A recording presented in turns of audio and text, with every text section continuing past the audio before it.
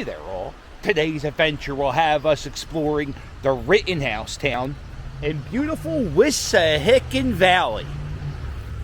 Join me, shall you?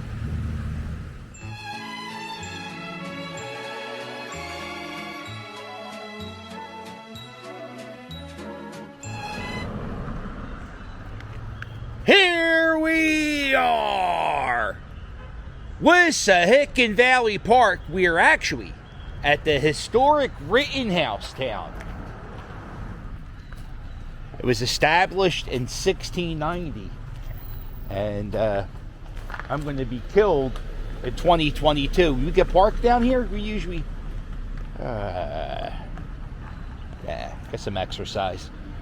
I don't know. Well, let's not talk about what we don't know. Let's find out what we can know. That's what we'll do. That's the purpose of the video, is to learn a little bit.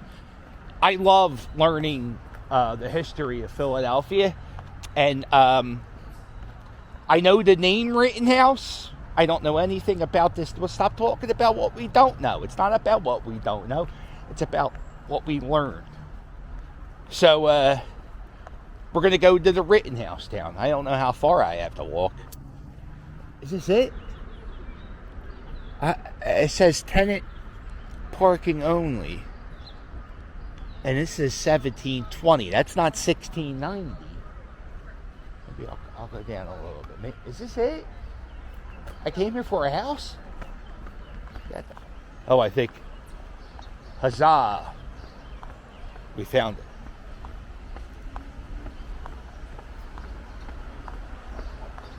I don't know who designed these trails.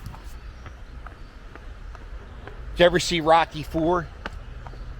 When Rocky runs up the mountain to get in shape to fight the Russian who's on steroids. That hill was steeper than the mountain. Okay, here we are.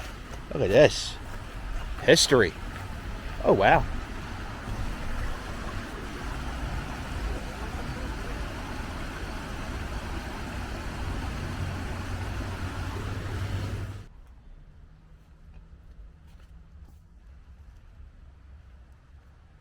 That this was the site of the first paper mill in the British North American colonies. So Philadelphia settled 1640s, 1650s, first by the Dutch and Swedes, the first one to find their way up here in the 1640s and 1650s, until Mr. Rittenhouse got here in 1690. If you needed paper for anything, it had to be made overseas, put on a sailing ship, and sent all the way over here. Rittenhausen was from Holland, near the Holland-Germany border, and then he moved over to Germany, learned the paper making business, and came to New York City in 1688, and came to Philadelphia shortly after that. And they built the first paper mill in the British North American colonies. And it was right up the stream here. If you look, if we go out on that little footbridge. There is a tree on an angle all the way down the end of this creek. And that is where the first paper mill in the United States was. Did David Rittenhouse live here? Yes, David Rittenhouse did. He was born here. He was born here in 1732, and this is what all the Rittenhouse things in Philadelphia are named after. They weren't named after Wilhelm the paper maker. They're named after David, his great grandson. Just like you said, Rittenhouse Street was named after him too? Yeah, it was at Rittenhouse Square, Rittenhouse Street, anything, Rittenhouse Hotel, all that stuff was all named after David Rittenhouse. And he was born, the great grandson. He was born in this house, probably right upstairs here, in 1732.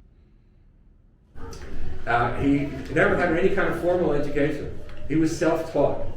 And he learned how to be a mathematician of like great capabilities. He learned how to be an astronomer. He made measuring instruments so that he could measure the orbits of the sun and the planets and their relationship to each other. You don't think about things like that. You don't think, like, we take paper for granted, right? Like, I didn't even think about this, right? Who would think? I mean, I got other things to think about, you know? That water's crystal clear. So in the 70s, if you were a Philadelphia employee, a Philadelphia city employee, they would let people live in these old historic houses for free. And then there was a big scandal about how these people were getting free housing as part of the job, and it was ripping off the taxpayers. And the thing is, in the 70s, if you lived in these houses, you would take care of it. You know, it's like having a free caretaker. And when all the city employees moved out, a lot of these buildings became abandoned and fell into a state of disrepair. Luckily, this Rittenhouse Town is getting preserved and not getting knocked out. All the way at the end, the house number 210 that's on your map, the one that's all the way at the end of the driveway. That's one of the most interesting houses here. We don't know who built the original part of the house. The Rittenhouse family added on to it in the 1750s, but the original part of the house that's furthest away from us here on the downstream side of the creek, you'll see the original part of the house is different from the rest of the house, and that was built in the 1670s or 1680s. Well, wasn't that a fun day at the Rittenhouse Town? I learned so much. If you want to learn more about the Rittenhouse Town, I have a link in the description below. And if you want to learn more about the history of Philadelphia, why not check out my playlist of Philadelphia history videos? Well, don't forget to hit like and subscribe, and I'll sail with you later. Toodles!